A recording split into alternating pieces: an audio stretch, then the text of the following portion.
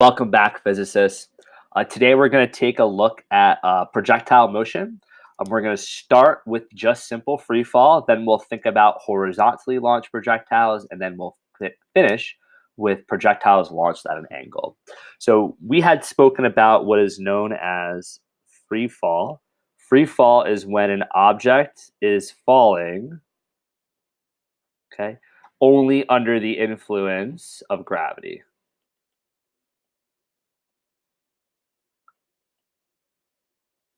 Now, for our purposes, what that means is that the object has an acceleration in the y direction equal to negative g, where g is 9.81 meters per second squared. Now, the reason why the negative sign is in there is because usually we have the positive y direction point upwards, and this acceleration, a, points downwards, right? So g itself is the positive number,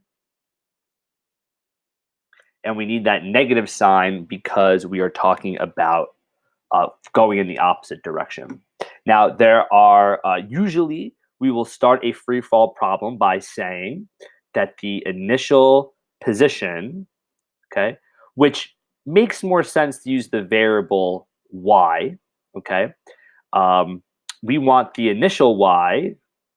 So when t equals 0 to be like some height above the ground. And we'll usually say that some velocity in the y direction, right? We'll say at the beginning when t equals 0 is equal to 0. And as we've already said, that the acceleration in the y direction is going to be negative g. So we can put together these three pieces of, again, what we would call initial conditions or initial information to write the three kinematic equations. We'll start with the acceleration. The acceleration as a function of time is just going to be negative g. That the velocity as a function of time is going to be negative g times t plus 0, which we don't have to add in there. And that the position, or again, we're going to use y in this case just to make it clear for ourselves that y as a function of time is going to be h minus 1/2 gt squared. And you can see the minus sign showing up here, and that it reflects that minus sign there. So we can answer all sorts of different kinds of questions about the motion. And to visualize that, let's take a look at the graph. So if I have my acceleration as a function of time, right, that is just some constant line at negative 9.81. Then if I want to go to my velocity as a function of time, velocity is a function of time, it's going to start at 0 and it's going to decrease, right? And we know that the slope of this is going to be the negative 9.81. And then finally, if I wanted to make my graph of y versus t, I'm going to start at some height. And because my initial velocity is 0, I should sort of have no slope at the beginning. And because my acceleration is negative, I should have negative concavity, and I curve down like this, right? Questions that you might want answered are, how much time does it take to hit the ground? One way to do that is to solve this equation here when we want the y final to be equal to 0.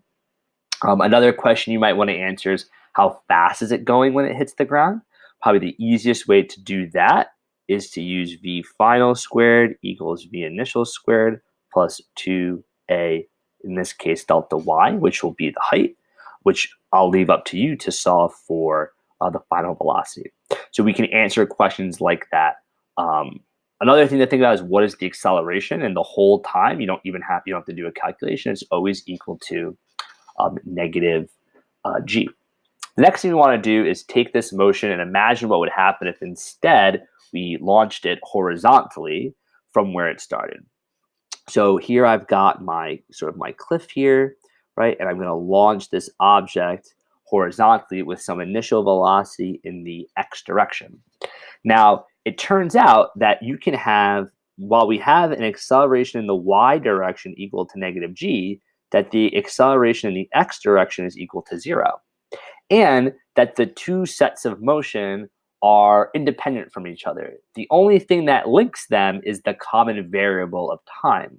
And so, even though we have launched this projectile horizontally, nothing about the y direction changes. So, it would still be true, for example, that the time it would take to hit the ground, if we look back, and let's grab it and copy it. If we take this equation, okay, if I copy that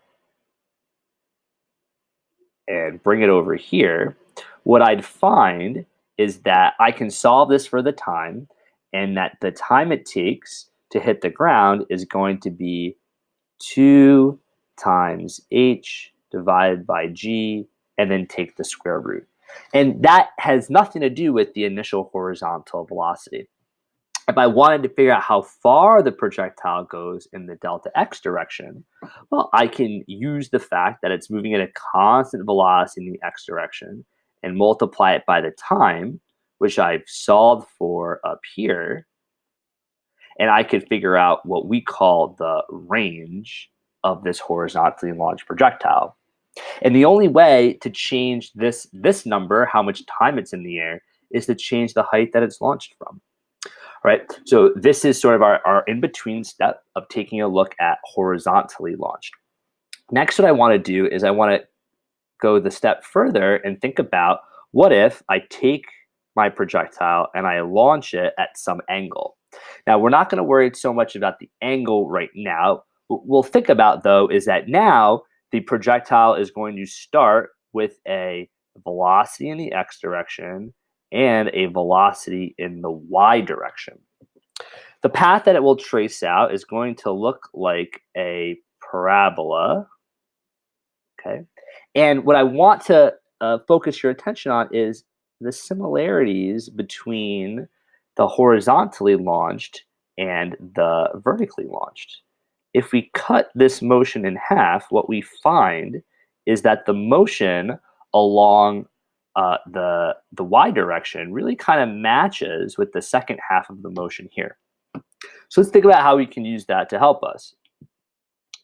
We're going to first think about, what is the y velocity doing as a function of time? Well, now we're starting with a y velocity that is not 0. It's some number to start with. And according to our equation that says the velocity as a function of time is equal to the initial velocity minus gt, we know that we are going to decrease at a rate of 9.81 meters per second squared, like so. So something to think about is, what's happening at this point here? Well, if we read off this graph, we would interpret that as there is some time for which the the y velocity is now equal to 0. Where on the motion of this parabola does that happen? Well, it happens right at the top of the motion. Remember, what is the object doing in the y direction? It is going up and coming back down, and that corresponds to going up and coming back down, and that corresponds to changing direction. In this part of the motion, we are going in the positive y direction, and in this part of the motion, we are going in the negative y direction. So if I take this equation now and say that the velocity at the top is equal to 0, Biy minus gt, I can solve this for the time, Biy divided by g, that it takes to reach the top. And if I wanted to get the total amount of time, well, I know my parabola is symmetric. So the total time of flight would be 2 Biy divided by g. And so that is our common link between the horizontally launched projectile and the one launched at an angle. Now, if I want to figure out the range in this case, it's the same process, except now I have to use this different value of time. So now it's the x velocity times 2 times the y velocity divided by g would give me the total range. And if I wanted to figure out the maximum height, well, I'd have to use my kinematic equation. Probably the easiest way to do that is to use the one that says v final squared equals v initial squared plus 2a and then delta y, because we're talking about height. I'd have to make v final equal to 0, and I'd find that the maximum height, delta y, equals v initial squared divided by 2g. There are multiple ways to solve the range and the height question, but the easiest way to think about what's going on with the time is to realize that the y velocity must be equal to 0 at the very top. And so we can use that to figure out half of the time in the air. So to get our full answer, we multiply it by 2. So the best way to get good at projectile motion questions, of course, is to practice the 3 different types. So let's just recap them again. In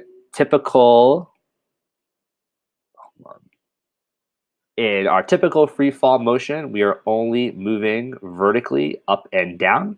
There is a version of free fall where we take the object and throw it up in the air. I'll come back to that in a second. After we've worked on free fall, where we are dropping an object a certain height above the ground, we can then think about what happens if we were to give that some horizontal velocity. We analyze the 2 parts of the motion separately. We use the vertical part to figure out the time in the air, and then the horizontal velocity to figure out the range. And then finally, we went to what happens when there is initial x velocity and y velocity. We needed to consider the fact that how is the velocity in the y direction changing as a function of time, making the key observation that it should be equal to 0 at the very top of the motion, and use that to figure out the time of flight. And once we know the time of flight, we can answer questions like the range and the maximum height that the object reaches. The other thing I want to point out about projectile motion is what we saw earlier is that this value of the acceleration as negative g is true at every single moment in time and at every single position. Whether the object is moving up or down, left or right, whether it's traveling in the positive direction, negative direction, or has 0 velocity, its acceleration is always equal to the negative 9.81. And you can see that on the velocity versus time graphs because they have a constant slope. That slope never becomes 0 for any of those graphs. All right, thanks for watching.